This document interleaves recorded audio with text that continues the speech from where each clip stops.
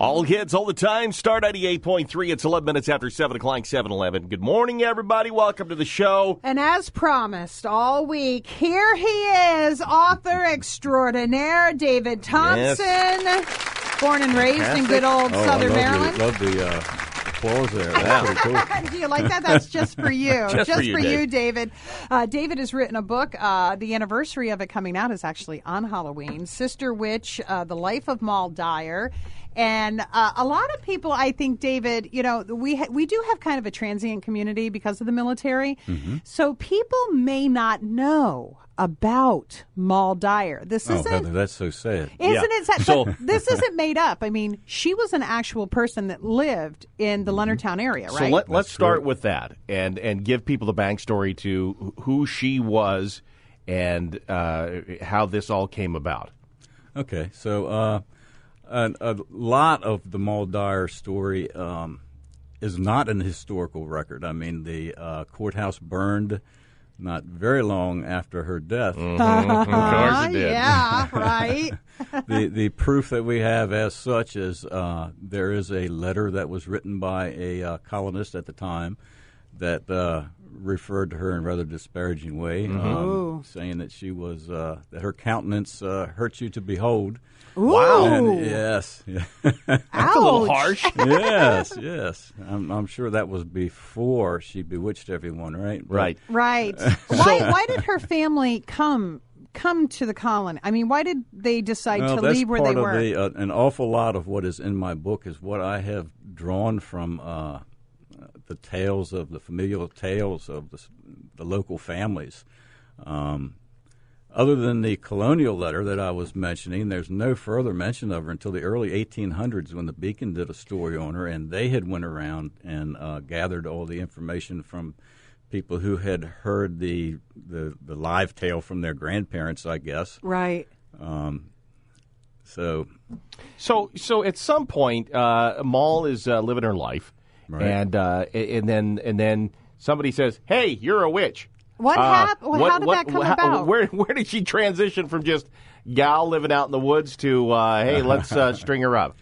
Well, she came here originally, and we don't know exactly why, but there are two tales: one that she came here alone, and one that she came with possibly an older male family member. Mm-hmm. And there's even some that speak of a child or a younger brother. Mm. So it depends on So I tried to include all of that in the tale.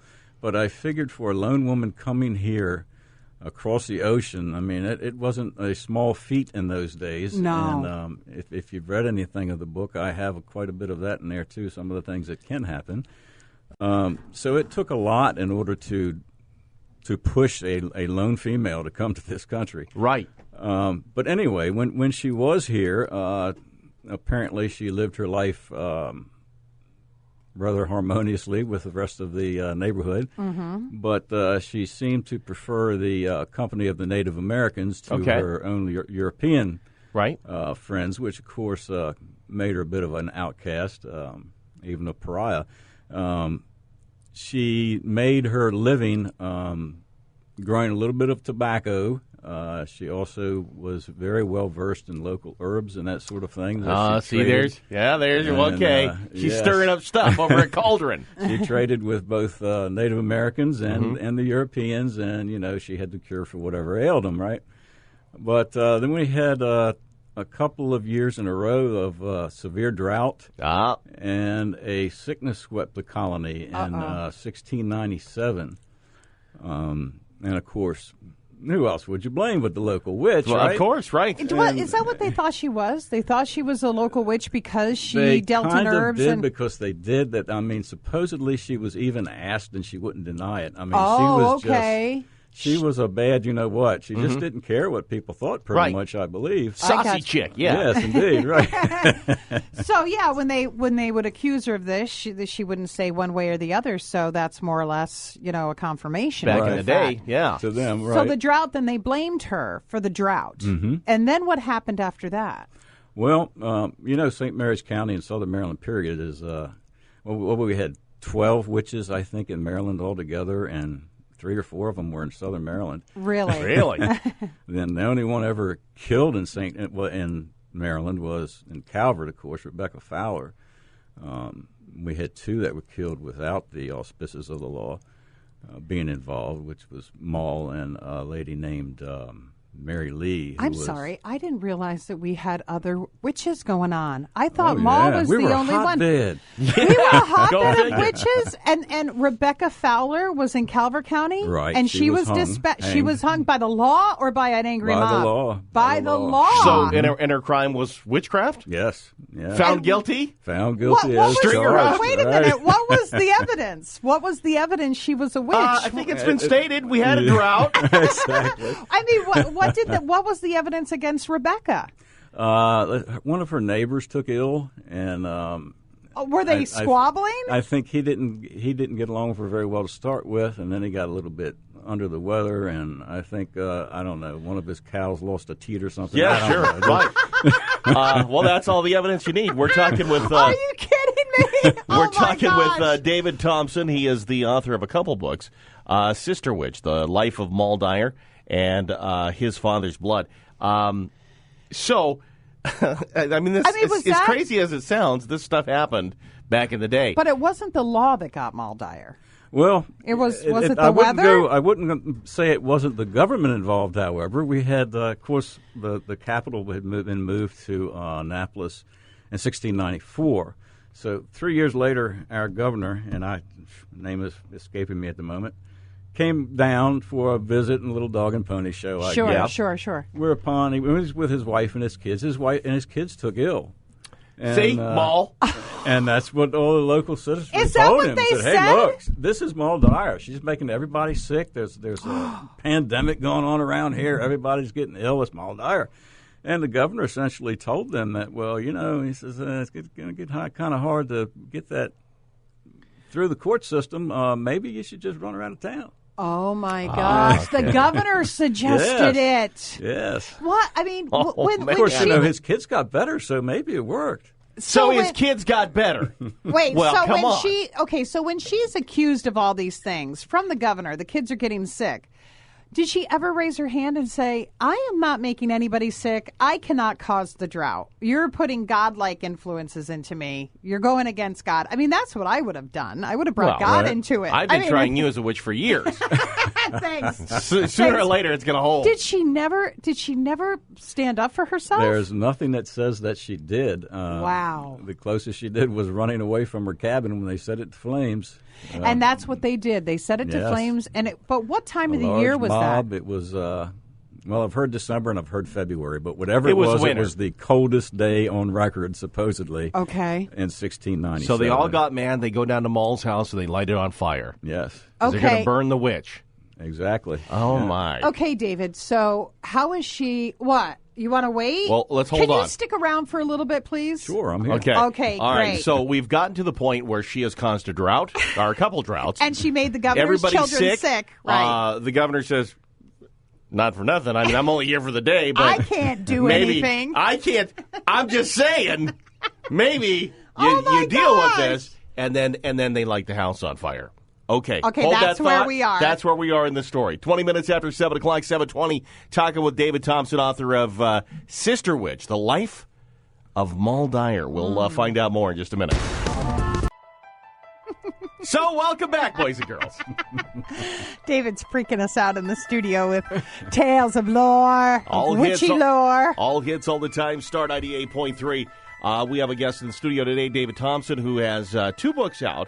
The one we're talking about now is focusing on Moll Dyer, Sister Witch, The Life of Moll Dyer. And last we left Moll, she had been up to no good, says the townfolk. Okay, so the townfolk are they going because of the governor? The governor said, "You better deal with this. I can't really do it in the court." court." He more or less gave them his good housekeeping seal of approval. I think it was Yeah, going to happen regardless, but with his little blessing, they weren't concerned about any repercussions further on down the road. He kind of made it clear that, listen, if you do this, we're not going to be sending the sheriff down to look into it.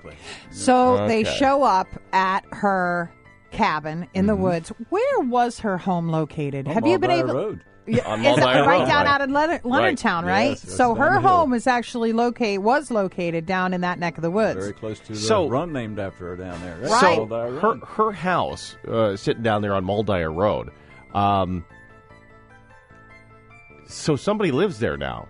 Oh, I don't think it's there anymore. It burned to the ground. Remember? But did Right. did somebody Did anybody rebuild? build down there? Did they or- build houses there? There's houses down. I'm thinking like Poltergeist, where they only move the headstones. So somewhere down there's houses. So somebody is listening to this Sure, morning. Sure. Dude, you got to sell that house. You got to get the hell out of there. So I haven't heard of any hauntings in any houses down there. There have been a lot of accidents that have been Yeah, you reported bet there as has. being due to To her. misty forms going across the road, and Right. I have a friend who was hiking down there and saw something very similar. Oh, do tell. What did he see? Oh yeah, he saw a what he described as a mist that seemed to be almost solid in nature, and it moved against the wind across the run. And I've heard followed people the say run that. down. Yeah. And that there was a smaller figure with it that might have been Oh. might have been the dog that she's rumored to have had. So Okay. Oh, so she All had right. a dog with Yeah. her. All Okay. right, so they say, okay, we got a drought, we got people are getting sick. Clearly, Moll Dyer's fault. Well, who else could it be? The governor comes down. He says, well, maybe you should deal with this. They go down to her house and literally fiery torches and pitchforks, right? Yes, that's and they correct. light the house on fire. She runs. She gets out. away. What now? What happens there? Well, the house goes up, of course, if you're talking about the villagers. Mm-hmm. And I guess they went on home and knew that they'd done their good deed for the year. Moll Dyer, however, went running pretty blindly through the woods and got pretty close to the river, and where she froze to death in the one of the coldest days ever. Like I said, in 1697, she was found 3 days later by a young boy that I believe was around 10 years old, who had a missing cow and was out looking for his cow. And he finds Found her frozen solid to this rock. the witch, Moll Dyer, frozen to a rock. And how did it get from there to the curse? I hear of this curse. Yes, there was supposedly a curse, and of course that's, I guess they attributed the marks in the rock. Like her knees, Right, and then a picture of hand. her knee imprint and one hand, Right. supposedly, and I understand one arm was raised to heaven. Mm-hmm. And when the that- boy found her. Exactly, and that is the conclusion that they reached, was that she had cast a curse on the area and on the descendants of the people who were there. Of course, I may be one of those. I Yeah, don't you're know. right. So Oh no! So I mean, was there any maybe anything written down, anything that was published about the curse, like people blaming the curse on the misfortunes that had happened not to that them? I'm aware of in that time period, but later on, yes. Well, let me ask you this: did they get rain next year? Was the drought gone? The drought was gone. Well, then yeah. there you go. What? It's science, Heather. You want to argue with science? That's There's no crazy. arguing with science. So then the The rains people came. got better. The rains came. But it was interesting because you were talking to us off air. This all happened after the Salem witch trials, Yes. and Salem, they were getting some bad press. Right. Yes. So Isn't that funny? So St. Mary's County kind of had to back off of that. They couldn't just hang witches or throw them into the lake and see Right. if they lived. So this is how they took care of it. Mob rule. Mm-hmm. That is nuts. Now you were also talking about. Tell me about Mary Lee. What was the Okay, story well, with Mary Lee? Lee? Was a few years before 1654, I think. She was coming over here on a ship from England, the Charity, I think it was called, and they hit some pretty bad seas for 3 days, in fact, and they weren't real sure if they were going to make it or not. So she was an elderly lady and kind of kept to herself, so it was her fault. Clearly a witch. It was a witch. So they hanged her shipboard. She Yeah. didn't even make it No, here. she never made it to St. Mary. She was But- headed for St. Mary City. Did not make it. The seas laid down, and they had a fine voyage. Did the charity make it? Yeah, the charity See? made it. I'm telling you. What is going on? Yeah. It's so funny because we were also talking about, it's amazing how we haven't changed much today from the No, days. mob of- rules. I mean, that's the way Very true. it kind of is. Nobody cares about anything other than the somebody believes that somebody said something or something's taken out of context, and that person's weird, and they state to themselves, well, that must be a witch. Let's go get them. Same thing going on today. So what about the father? What about your second book? His father's blood, which actually you wrote first, right? No. He wrote that second. All That's the second book. His father's blood. What's the story on that? That follows. Well, I don't want to give away too much. Don't give away too much. Yeah. Just an idea. It follows one of Moll's descendants about a century later. And Oh, So- a century later. So there are descendants of Molls. Oh. Can that you is tell one us? of the things that, again, I talked to so many different families. I even started a web page or a Facebook page devoted to any information that anyone had locally about Moll Dyer and what their family stories What's were. the and this kind Facebook of thing. page? What's the Facebook Moll page? Dyer fans. Okay. So, That's what it is, yeah. what sparked this interest in you? Well, was it just growing up here, Oh, or my. Are you a Why do you descendant? time do we have? Are you a descendant? Do you think? are you a David? descendent? I don't know. Okay, I've- because you're seeming a little fishy, and I've been sick ever since you walked in here. He's a witch. It'll get He's better a when I witch. leave. Get the governor on the phone. So, I think it's time to go. you obviously you grew up around here, and you've heard the stories. I did not grow up around here, so when I got here, I went down But there. it's so interesting. Saw the rock, and I was like, oh, it's kind of interesting. But for you, obviously, a passion to really delve into this time in our history, which was not great. Did you always have that passion, or was that something that came along later? Well, I've heard the stories for like ever. I mean, it's probably the earliest campfire story I ever heard, and of course, that's where all the best stories are. Of is around course, the right. campfires.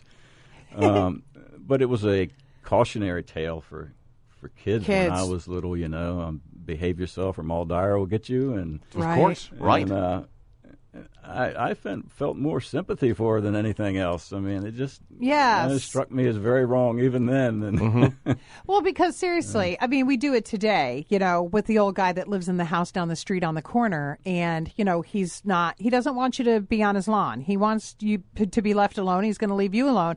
And what do the parents say? Stay away from that house.